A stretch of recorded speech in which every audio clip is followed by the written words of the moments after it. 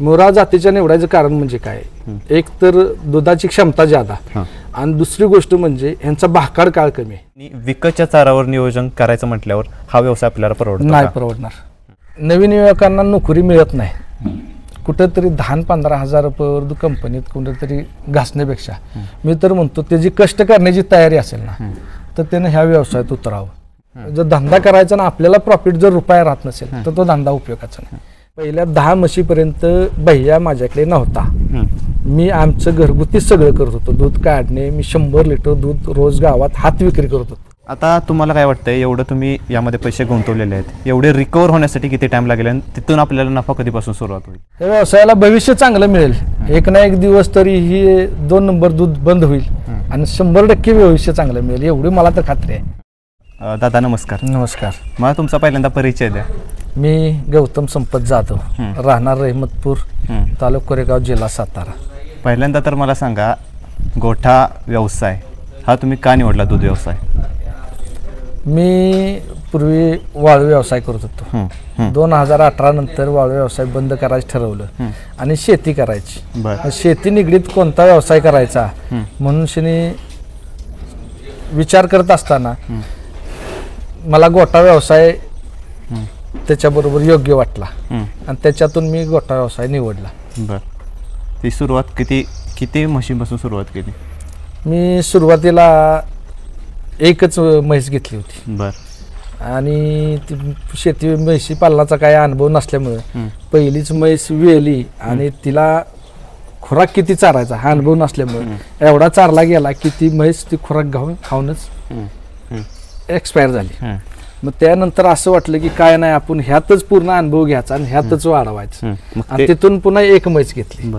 एकची पुन्हा 2 केल्या, 2ची पुन्हा अजून एक 3 केली, अशी एक एक वाढत गेलो. ज्यावेळेस तुम्ही म्हटलं की पहिल्या म्हशीतून तुम्हाला तो अनुभव आला, त्या अनुभवावर तुम्ही काम कसं केलं? ज्यावेळेस पहिली म्हैस एक्सपायर झाली त्यानंतर काम कसं केलं? त्यानंतर मी युट्यूबवर आपलं गोट्यांचं व्यवस्था बघत राहिलो. त्यानंतर बऱ्याचशाच गोट्यावरनी गेलो. तिथलं टाइम टेबल, ते कसे करतात, खुराक कशा पद्धतीनं दिला जातो, कशा पद्धतीनं चारला जातो, हे सगळं माहिती घेत गेलो.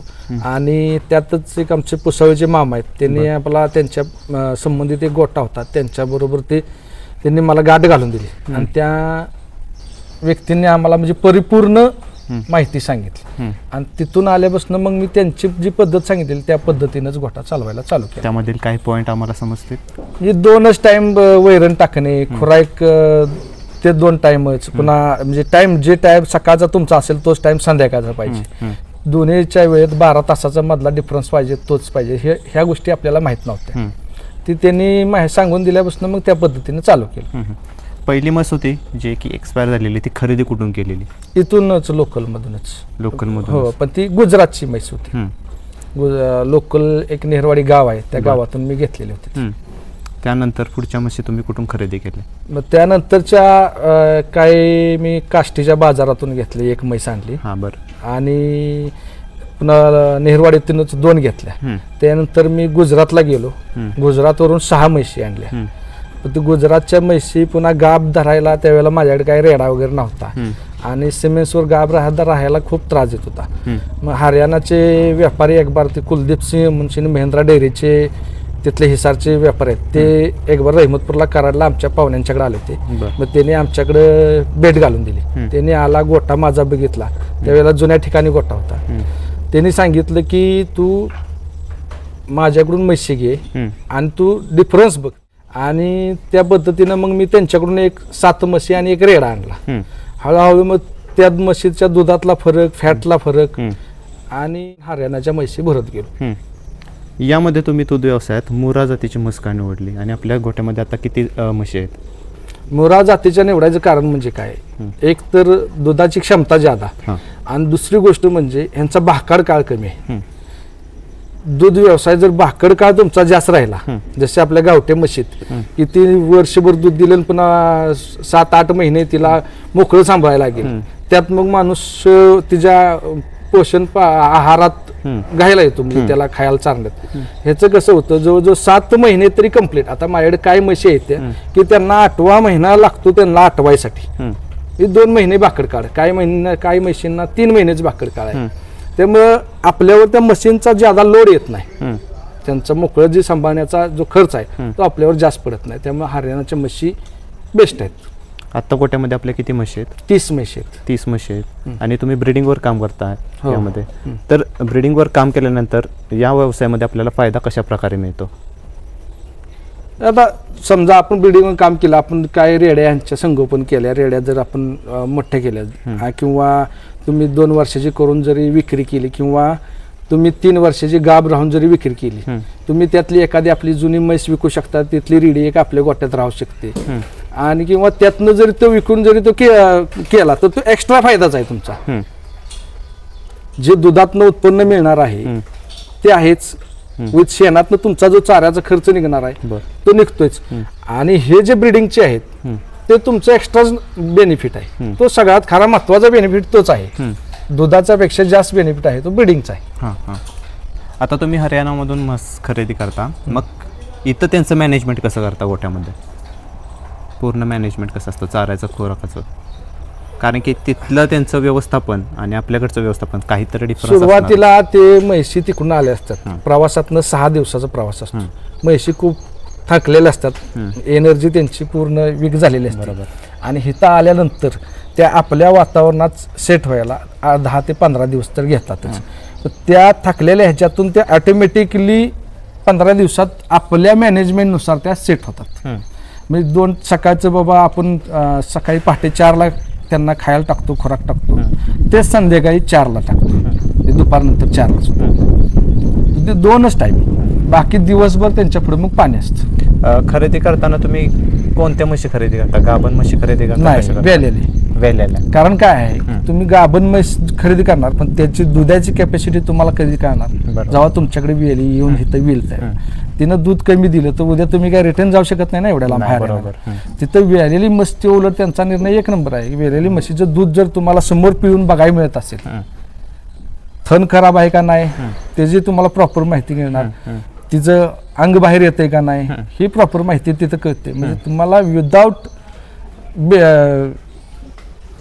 पूर्ण आपल्याला एक्सपिरियन्स मिळतो.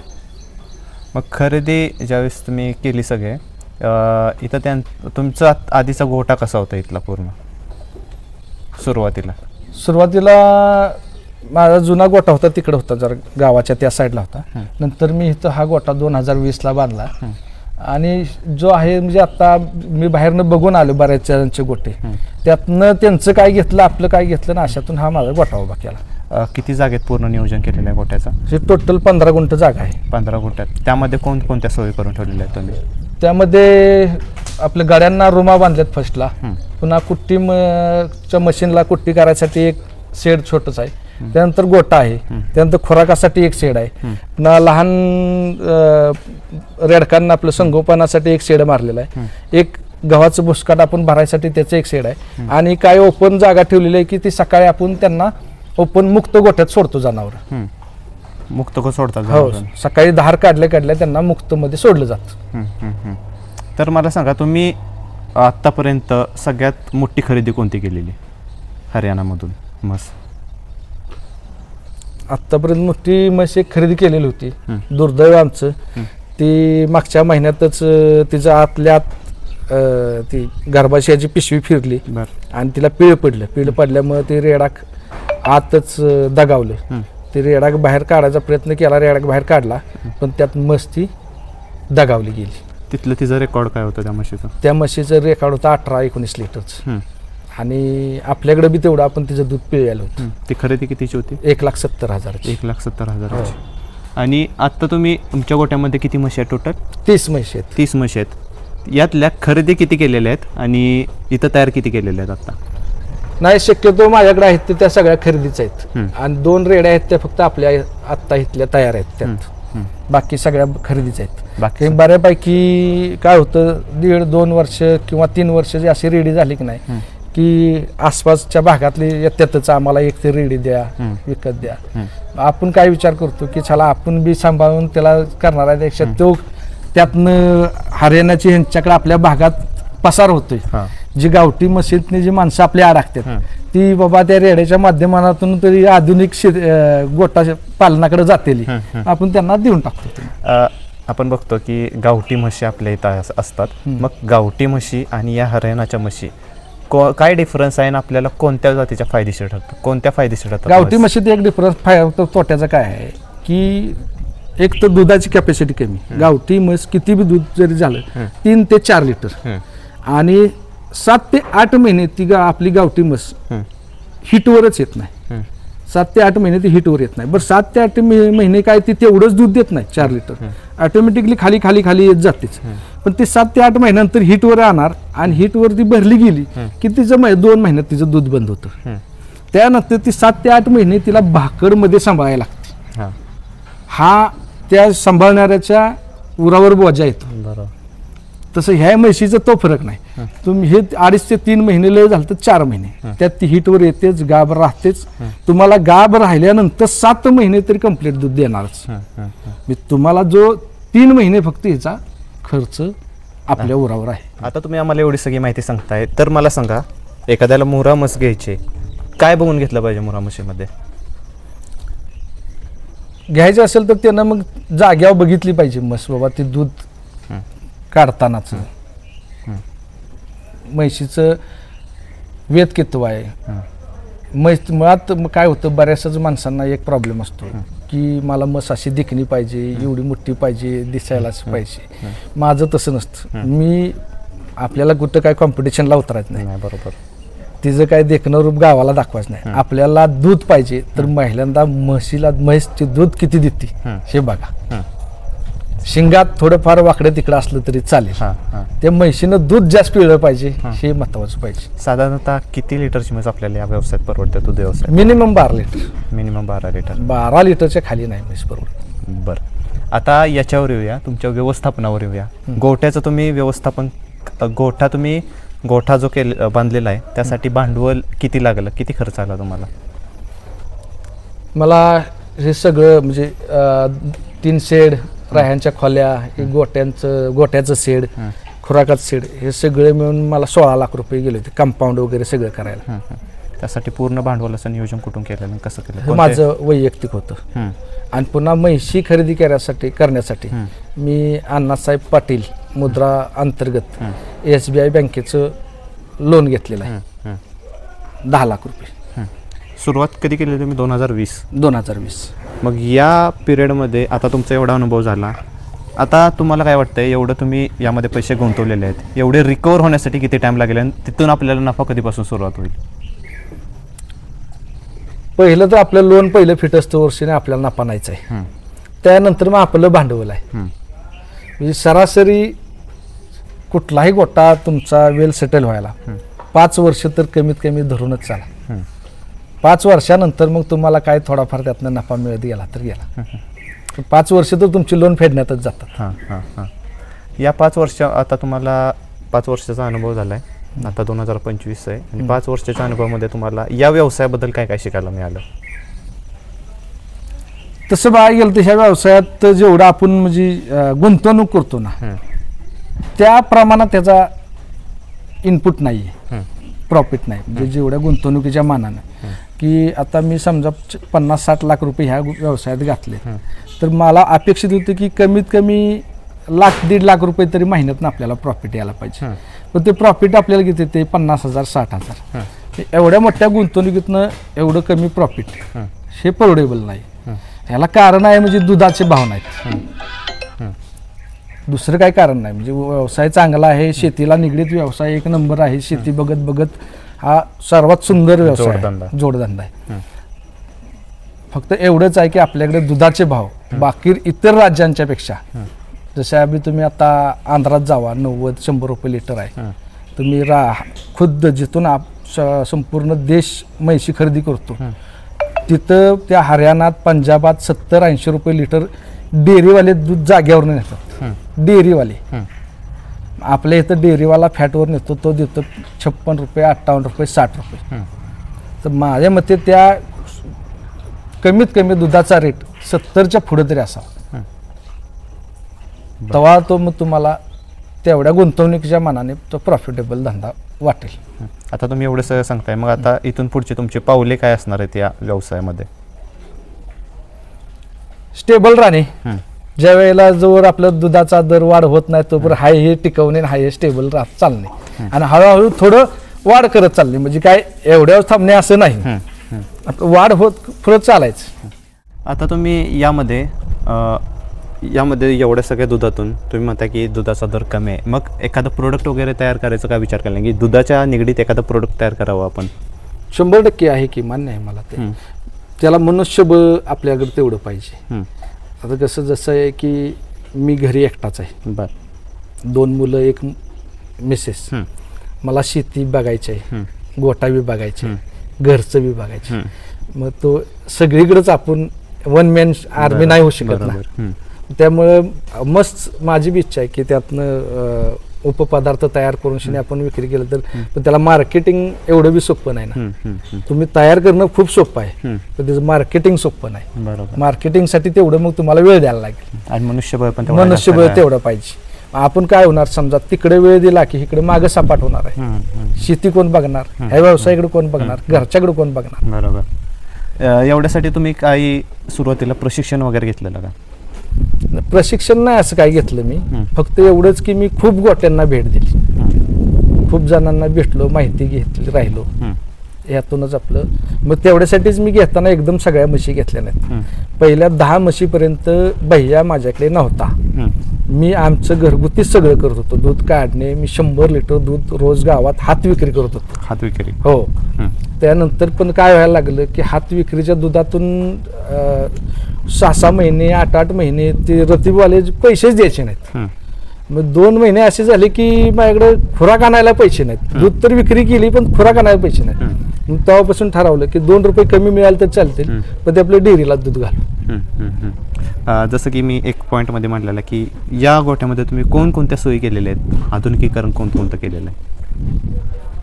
आधुनिकीकरण म्हणजे असं काय, पाण्याची सुविधा बाबा इकडून चालू केलं तिकडं ऑटोमॅटिकली बाहेर पडतं.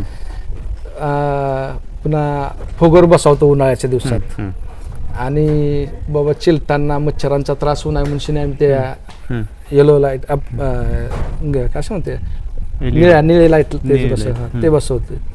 त्यासोबत मी कॅमेरा पण बघितले, CCTV बसवलेत. CCTV कॅमेरा बसवणं किती गरजेचं आहे आपल्याला? 100% सगळ्यात जास्त गरजेचं आहे. तुम्ही नसताना तुमच्या गोट्यात तुमचा कामगार तो काय करतोय काय नाही हे तुम्हाला 24 तास कळलं पाहिजे. आपण त्याला सांगितलेलं औषध त्यानं त्या म्हशीला दिले का नाही दिले, त्याला एखादी गोळी चारायची सांगितली दिली का नाही दिली, हे तुम्हाला CCTV शिवाय कळणारच नाही. त्यासाठी तर 100% CCTV गरजेचं आहे.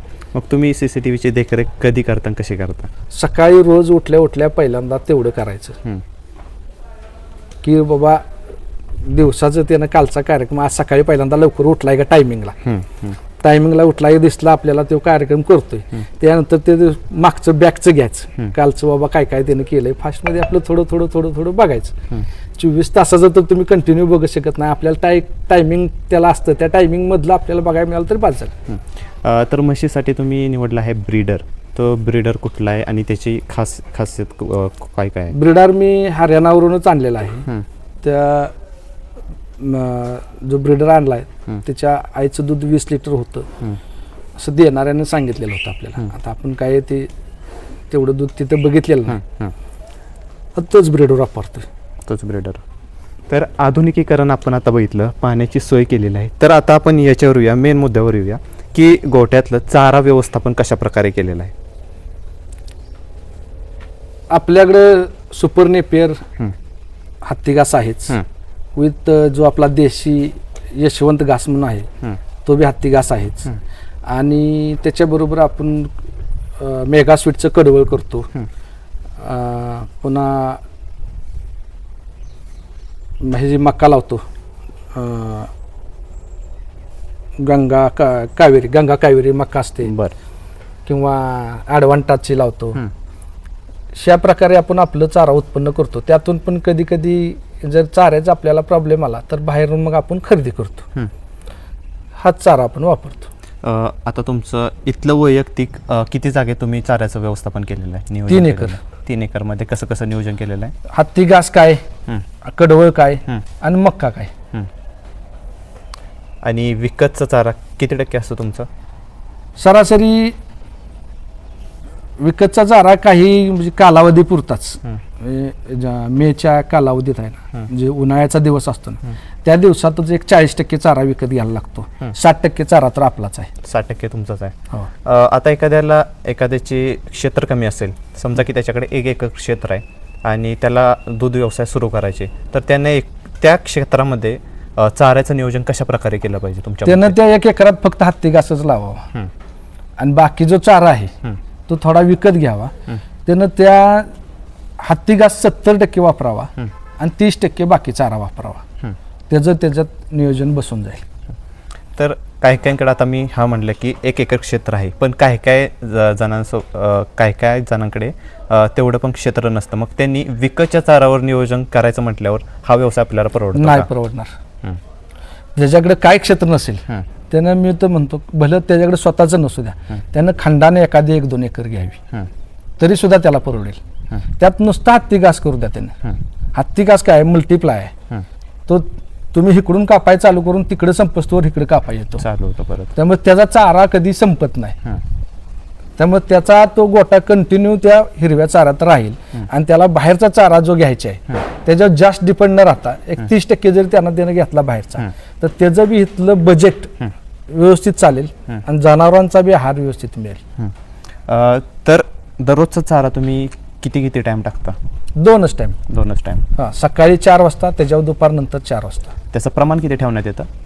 सरासरी 12 ते 13 किलो एका म्हशीला चारा आणि 2 ते 3 म्हणजे दुधाच्या हिशोबानुसार मग ते खुराक सरासरी 3 किलो तरी कमीत कमी धरून चाला प्रत्येक म्हशीला. आता यामध्ये येतात लहान रेडी, तर त्या लहान रेडींचं संगोपन कशा प्रकारे केलं जातं? ते खायला लागल्यानंतर त्यांना आपण सुरुवातीला आम्ही गव्हाचा भुस्साच वापरतो. त्यानंतर मग जो म्हशींना आपण खुराक देतो, जसे की सरकी, हरभरा, चुनी, तोच आम्ही त्यांना चालू करतो. त्यांचं संगोपनात आपल्याला कोणकोणती काळजी घ्यावी लागते? त्याचं वजन कसं वाढेल हेच महत्वाचं आहे. जेवढ्या लवकर त्याचं वजन वाढेल तेवढ्या लवकर ते हिटवर येणार आहे. त्यांना खुराक कधीपासून सुरुवात करता तुम्ही ठेवण्यासाठी? ज्यानं त्याचं दूध ज्यावेळेला आपण पाजायचं बंद करतो त्याच्यानंतर. तर आता आपण रेडकांचा तर खुराकाचा आता मी विचारलं, म्हशींच्या खुराकाचं व्यवस्थापन काय असतं? म्हशीचं म्हणजे खुराक तर प्रत्येक म्हशीला गाभ असला तरी चालू असतो आणि दूध असलं तरी चालू असतो. फक्त फरक एवढाच राहतो की दुधावर असल्यानंतर त्याच्या दुधाच्या हिशोबानंतर दिला जातो. गाभ असल्यानंतर एक लिमिटेड खुराक दिला जातो. साधारणतः आपण धरून चालू आहे की म्हस गाभण आहे, तिचं खुराकाचं व्यवस्थापन कसं? 1 किलो ते 1.5 किलो. आणि जर दुधावर असेल तर कमीत कमी 3 किलो. 12 लिटर दूध असेल तर तिला एका टायमिंगला 3 किलो, 2 टायमिंगचा 6 किलो. 2 टायमिंगचा 6 किलो. खुराकामध्ये तुम्ही काय काय वापरता? सरकी, हरभरा, चुनी आणि गहू भुसा. साधारणतः आपल्याला कोणता खुराक वापरला पाहिजे म्हशींसाठी आणि त्याचं आरोग्य चांगलं राहील? सरकी शिवाय तर दुधाला पर्यायच नाही. आता ह्याच्या बरोबर तुम्हाला अमूलचं बफेलो फीड म्हणून बी एक चांगला आहे गुळ, पण ते काय आहे, ते वापरलं तर आपलं बजेट त्या दुधाच्या रेटमध्ये बसत नाही, त्यामुळे आपण ते वापरत नाही. मी गोठा बघितला आपला, तर यामध्ये गव्हाणीचं बांधकाम तुम्ही कशा प्रकारे केलेलं आहे? किती माप आहे त्या गव्हाणीचं? आत गव्हाण आपण ठेवलेले आहे ते 20 इंच आहे. ही वरची हाईट आहे, ही पुढची ते 11 ते 13 इंच आहे. आणि त्यांना मागे जागा किती ठेवली? मागे 9 फूट जागा सोडलेली. आणि एका म्हशीमध्ये अंतर किती आहे? एका म्हशी मागे 3 फूट, आपले 4 फूट अंतर. कोणाच्या मार्गदर्शनाखाली तुम्ही गोठा पूर्ण हा तयार केलेला? नाही, असंच की मी जसं तुम्हाला सांगितलं की मी गोटे जे बघून आलो त्यांचे बघून, तिथलं अंतर बघून बऱ्यापैकी त्या हिशोबाने आपण बनवलेला. आता हा गोठा जर बघितला तर हा हेड टू हेड गोठा आहे. हेड टू हेड गोठ्यामध्ये आपल्याला कसा फायदा मिळतो? उद्या म्हणजे जनावरांना कुट्टी टाकणे सोपं पडतं, काही खायला टाकणे सोपं पडतं आणि औषध पाणी द्यायला सुद्धा पुढनं येऊन शिनी तिला सोपं पडतं. आता मला सांगा की तुमचं दिवसाचं दूध किती जातं या गोठ्यामधून आणि किती म्हशी आता दूध देतात? आता माझ्या 15 म्हशी दूध देतात. 130 लिटर दूध आहे दिवसाचं. 130. मग महिन्याचं तुमचं निव्वळ उत्पन्न किती निघतं यातून? महिन्याचं सरासरी 2-2.25 लाख रुपये. 2.25 लाख रुपये. यातून खर्च काय काय होतो, कसा होतो? खर्च खुराकावरच खर्च जास्त होतो. खुराकाचाच खर्च लाख ते 1.25 लाख रुपये जातो महिन्याकाठी. त्यात आता ह्या दिवसात सरकीचे भाव म्हणजे गगनाला भिडलेले असतात. ते जवळजवळ दिवाळीपर्यंत हे काय रेट खाली येत नाहीत. दिवाळीनंतर रेट खाली येतात. त्यामुळे 1.25 लाख रुपये खुराकावर जातात. 36,000 रुपये बाह्यांचा पगार आहे त्याला जातात. मेडिकल खर्च एक 10-15 हजार रुपये महिन्याकाठी धरून चाला. मग त्यात मिनरल मिक्सचर असते, काय कॅल्शियम असेल, काय असेल, एखादा इंजेक्शन वगैरे डॉक्टरचं काय 10-15 हजार रुपये जातात. तुमच्या जवळ वैयक्तिक नफा किती राहतो महिन्याकाठी? 50 ते 60 हजार रुपये. 50 ते 60 हजार रुपये. आणि आता मला सांगा की तुमचं दररोजचं दूध एवढं निघतं, मग त्यांचं दूध काढण्यासाठी तुम्ही कोणती सोय केलेली आहे का? मशीन वगैरे वापरता का तुम्ही? नाही, बाह्यच दूध काढतात. पूर्ण गोठ्याचं नियोजन आपण बघितलं, पूर्ण सोयी बघितल्या. आता मला यामध्ये सांगा, प्रत्येक म्हशीच्या आरोग्याची काळजी कशी घेतली जाते? शक्यतो म्हैसांना जेवढे गायींना रोग असतात तेवढे रोग म्हशींना होत नाहीत. आणि थोडंसं जरी म्हशीचं बाबा कमी जास्त दिसलं तर आज तिनं थोडं कमी खाल्लं तर तिचं आम्ही पहिल्यांदा टेम्परेचर चेक करतो. म्हशीचं टेम्परेचर व्यवस्थित असेल तर तिचं पोटात काहीतरी गत झाला असेल किंवा त्याची पचनक्रिया व्यवस्थित चालली नसेल, मग त्या गोळ्या आहेत पचनक्रिया तिच्या सुरळीत चालवायचं मग ते द्यायचं.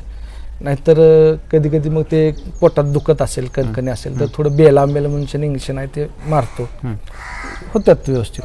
यासाठी तुम्ही डॉक्टर वगैरे इथे येतो का? हो, आमचे बेस्ट डॉक्टर आहेत. म्हणजे मी तर म्हणतो आमच्या कोरेगाव तालुक्यात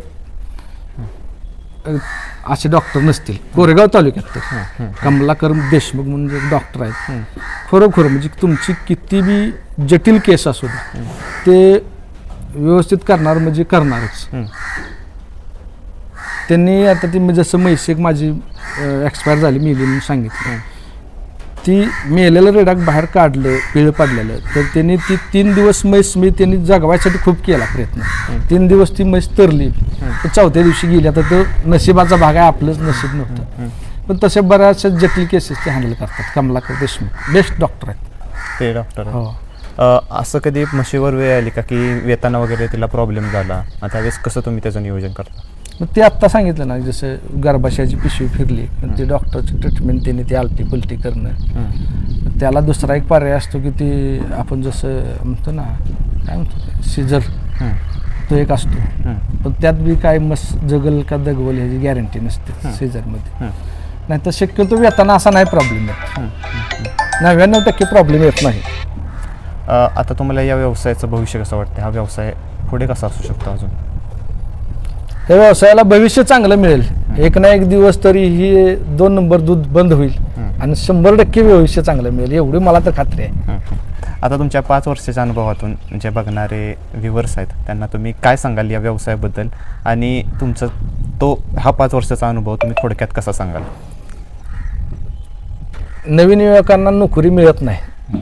कुठंतरी 10-15 हजार रुपयावर कंपनीत कुठंतरी घासण्यापेक्षा मी तर म्हणतो त्याची कष्ट करण्याची तयारी असेल ना तर त्यानं ह्या व्यवसायात उतरावं. पण त्यानं स्वतः करावं. त्यानं उगाच काहीतरी एखादा गडी ठेवला आणि मी साहेबासारखा फिरीन असं असेल तर नाही. त्यानं स्वतः करण्याची तयारी असेल ना तर तो तिथं 15,000 रुपये कमवणार आहे ना, तो इथं कमीत कमी 40-50 हजार कमवेल त्यानं स्वतः केलं तर. त्या ठेवणाऱ्या कामगारांचा पगार वाचणार आहे, त्याचा विथ दुधाचं उत्पन्न येणार आहे ते सगळं त्याला मिळणार आहे. 100% त्याला हा प्रॉफिटेबल धंदा आहे. फक्त त्याला स्वतःची करण्याची जिद्द पाहिजे. कुठंतरी घासण्यापेक्षा त्याला हा 1 नंबर व्यवसाय. सुरुवात किती म्हशीपासून केली पाहिजे त्यासाठी? सुरुवात तुम्ही 1-2 म्हशीपासूनच केली पाहिजे. कारण की तुम्ही स्वतः करणार असेल ना तर एकदम 4-5 म्हशी आणून तुम्हाला त्याच्यात धारा सुद्धा पिळता आल्या पाहिजेत. धार काढणं एवढं बी सोपं नसतं. हाताच्या पिंढऱ्या फुगतात. बरोबर. त्यामुळे त्यानं आपले 1-2 म्हशी आणून शिने अगोदर हाताला धाराची सवय पाडून घ्यावी आणि नंतर हळूहळू जसं आपल्याला जमल तसं स्टेप बाय स्टेप पुढे सरकावं. आणि त्या 2 म्हशीतून त्याला ते जमतंय का, ते करू शकतो का नाही हा बी तो ठरवेल. की समजा त्याला नाही पुन्हा करायची इच्छा झाली तर तो तोट्यात बी जाऊ नये. म्हणजे लिमिटेड आपल्याला रिस्क आहे. हा, तुम्ही सांगितलं की एवढ्या म्हशीपासून सुरुवात करावी, मग त्याने पुढे जाताना ब्रीडिंगवर काम करावं? 100% करावं. 100% करावं. त्याला जर नवीन जर स्वतःचं हे निर्माण करायचं असेल तर करावं. पण एकच आपल्यात प्रॉब्लेम काय आहे, ब्रिडिंगवर खर्च जास्त करायला गेलं ना, आपला तो दुग्ध व्यवसायातून खर्च ते बसत नाही. म्हणजे आपल्याला हातात काय मिळत नाही. जर धंदा करायचा ना आपल्याला प्रॉफिट जर रुपया राहत नसेल तर तो धंदा उपयोगाचा नाही. ते तिथंच येतं फिरून की दुधाला दर नसल्यामुळे मग तो सगळा खर्च अनलिमिटेड राहतो. ब्रीडरचा फायदा काय काय होतो आपल्याला? ब्रिडिंगचा फायदा म्हणजे 100% की त्याची येणारी जात आपल्याला आपल्या गोट्यात तयार होते आणि त्याच्यापासून आपल्याला उत्पन्न पण चालू झालं. आणि त्यांचा जो खर्च होतो तो कसा होतो आपल्याला? खर्च काय काय असतो? तसं बघायला गेलं तर एक रेडी तयार करायला एका म्हशी एवढी किंमत जाते. फक्त एवढंच आहे की एकदम जात नाही, हळूहळू हळूहळू जाते, ते कळत नाही. चालेल, दादाने आपल्याला सुंदररित्या संपूर्ण माहिती सांगितली आणि मला आशा आहे की तुम्हाला हा व्हिडिओ नक्की आवडला असेल. व्हिडिओ जर आवडला असेल तर व्हिडिओला लाईक करा आणि आपल्या मित्रांसोबत पण शेअर करा. दादा खूप खूप धन्यवाद, तुम्ही आम्हाला एवढी सगळी माहिती दिली. आभार आहे.